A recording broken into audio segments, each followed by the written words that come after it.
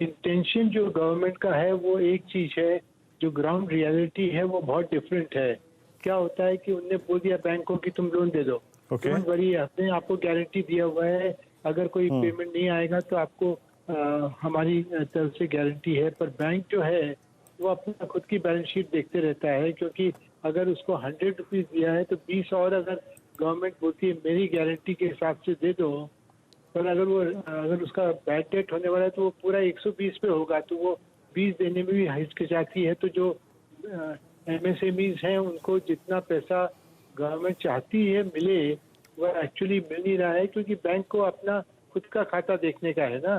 तो इसलिए जैसे फॉर एग्जांपल गवर्नमेंट बोलती है कि सबको आप अपना सैलरी दे दो, जो भी है सबको दे दो, पर गवर्नमेंट की तरफ से जो पेमेंट है, जैसे हमारा EPC में सब्सटेंशियल मनी अटका हुआ है जो कि गवर्नमेंट को हमको पेमेंट करना है, तो गवर्नमेंट की तरफ से हम बोल रहे हैं कि आप चाह रहे हो हम पेमेंट करें, हमारे कॉन्ट्रैक्टर्स को, हमारे कामगार सबको करें, पर आपकी तरफ से पैसा आ नहीं रहा है, तो हमारे पास पैसा ही नहीं है। अगर आप पैसा ही नहीं दोगे, आप खाली बोलोगे कि हमने 20 लाख करोड़ का हमने अनाउंसमेंट कर दिया, पर मैं बोल रहा हूँ कि अगर आपके जो ड्यूज हैं जो आपको देने का वो दीजिए, आप एक्स्ट्रा मत दो, जिसको जो पेमेंट ड्यू है वो तो दीजिए। तो बोलते नहीं हम नहीं दे सकते जो भी कारण से, तो एक्चुअली ग्राउंड रियलिटी में वो पैसे आ नहीं रहे हैं, तो उसके कारण आज हमको जो बिजनेस को भी बढ़ाने का है, EPC में जो हमारा कॉन्ट्रैक्ट है उसको भी कंप्लीट करना है, तो वो रियलिटी में थोड़ी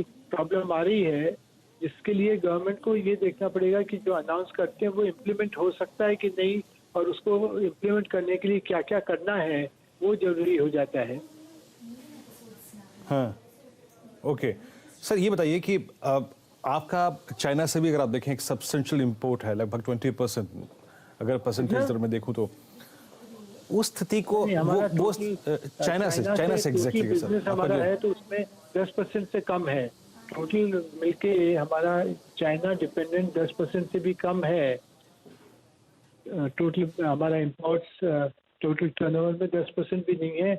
कंज्यूमर बिजनेस में थोड़ा ज़्यादा होगा, कई आइटम है जो इंडिया में बनते नहीं है वो हम इंपोर्ट करते हैं, पर धीरे धीरे करके हम ऑलरेडी काफ़ी हमने लास्ट 3-4 साल में इंपोर्ट जो है वो बढ़ने नहीं दिया है, जो 5 साल पहले था वही लेवल रख के, और बचा हम इंडिजिनियस कर ही रहे हैं। ये हमारा ऑब्जेक्टिव है, क्योंकि लॉन्ग टर्म में मेड इन इंडिया में हमको एक तो देश के लिए अच्छा है, प्लस हम लोग लॉन्ग टर्म में अगर देखें तो उसमें कंपनी को भी फायदा ही है, और हम लोग उस डायरेक्शन में जा ही रहे हैं कि कम से कम इंपोर्ट पे डिपेंडेंट करें, केवल चाइना ही नहीं, कहीं और से भी अगर हम करते हैं इंपोर्ट तो वो भी कम करें, जिससे कि हम अपना सेल्फ सफिशिएंट और जो बोल रहे हैं कि हो जाए, तो वो हम लोग उस डायरेक्शन में जा रहे हैं। जी जी, जो EPC बिजनेस है वो। सर ये बताइए सबसे महत्वपूर्ण चीज जो इस बात। हाँ जी, हाँ सर प्लीज पूरा कीजिए इस बात को, प्लीज प्लीज। मैं बोल रहा था कि EPC के बारे में जो बता रहे थे वो लास्ट ईयर भी कमजोर था, और हमने स्ट्रेटेजिकली डिसाइड किया था कि जो हमने EPC बिजनेस को हमको कम करना है तो 50% लेवल पहुंचा देने का है। तो जो आप 50-50 बोल रहे हैं, आप 50-50 नहीं, जो साल में एंड हुआ है उसमें हमारा EPC बिजनेस है 40%, और जो कंज्यूमर बिजनेस है वो 60% था लास्ट ईयर। जो अभी साल खत्म हुआ है उसमें हमारा टोटल अगर 5,000 करोड़ का टर्नओवर है तो करीब 3,000 करोड़ हुआ है कंज्यूमर बिजनेस में, और करीब 2,000 करोड़ हुआ है EPC बिजनेस में, करीब 5,000 करोड़ का टर्नओवर है। ओके सर, ये एक चीज़ बताइएगा मेरे को सर कि क्योंकि सरकार ने जो बजट में बहुत सारी, अगर आप देखें चीज़ों पर कस्टम ड्यूटी बढ़ाने का अगर आप देखें प्रस्ताव रखा था 10 से 12.5%। अब ये एक चैलेंजिंग टाइम था आपके लिए, एक तरफ कस्टम ड्यूटी बढ़ रही है, दूसरी तरफ आपको वो प्राइस हाइक भी करना था, लेकिन ये लॉकडाउन के चलते अब आपको यथास्थिति लग क्या रही है? क्या आप वो प्राइस हिट लेंगे या फिर आप वो कंज्यूमर को पास ऑन करेंगे? एग्जैक्टली प्राइसिंग यहाँ से डाउन द लाइन जो 3 महीने है उसमें कैसी रहेगी? उसको क्या आप बढ़ाएंगे क्या? नहीं, सबसे पहले तो आपको ये बैकग्राउंड दूं कि हम लोग जो आइटम्स में हैं वो इसेंशियल आइटम है। जो लोग कंज्यूमर ड्यूरेबल में टोस्टर को भी और एयर कंडीशनर को साथ में गिन लेते हैं। हम लोग जो है आयरन, टोस्टर, मिक्सी, पंखा, ये जितने भी आइटम है ये रोजमर्रे के लिए जो रोज को चाहिए उसके आइटम्स हैं। और air conditioner, washing machine, dish washer, ये सब जो है ये रियली वाइट गुड्स जो होते हैं उसमें लोग पोस्टपोन कर सकते हैं, अवॉइड कर सकते हैं। पर अगर किसी का अगर आयरन की जरूरत है या टोस्टर की जरूरत है तो थोड़ी बोलेंगे अरे हम 500 रुपये का टोस्टर नहीं लेंगे या हम 1000 रुपये का ये नहीं लेंगे क्योंकि अभी जो डाउन टर्न है वगैरह।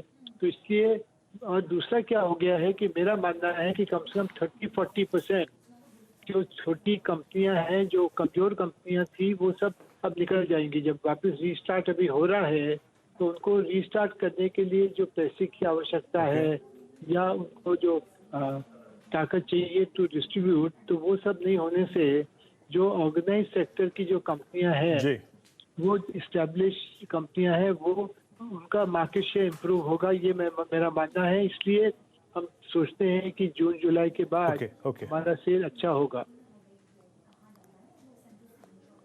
ओके सर, बहुत बहुत शुक्रिया आप इस कार्यक्रम में शामिल हुए। और जब लॉकडाउन पूरी तरीके से अगर आप देखिए ख़त्म हो जाएगा और पूरी सेल्स रिज्यूम हो जाएंगी, आपसे एक बार फिर से बातचीत करेंगे हम। बहुत बहुत शुक्रिया सर और best of luck next quarter के लिए। लेकिन आज की सबसे महत्वपूर्ण अगर आप देखें तो जो घटना है वो है चक्रवाती तूफान निसर्ग, और अलीबाग से वो टकरा चुका है। और एग्जैक्टली अगर आप देखें स्थिति क्या है वहाँ पे, मुंबई में स्थिति क्या है, इसका ताज़ा अपडेट लेने के लिए चलते हैं मेरे सहयोगी विनया देशपांडे के पास। विनया, इस वक्त स्थिति क्या है और अब जरा ज़मीनी हकीकत क्या है थोड़ा सा बताएंगे, क्योंकि अब लैंडफॉल शुरू हो चुका है, स्थिति क्या है इस वक्त? बिल्कुल, अब देखिए जब लैंडफॉल शुरू हो चुका है, अब ये लैंडफॉल अगले 2 घंटों तक चलेगा। अब क्योंकि जो चक्रवात है इसकी दिशा बदल चुकी है, ये 50 किलोमीटर साउथ में चला गया है। इसकी वजह से अब मुंबई वालों के लिए थोड़ी सी राहत ये है कि मुंबई को जो करारा झटका लगने वाला था वो शायद अब ना लगे।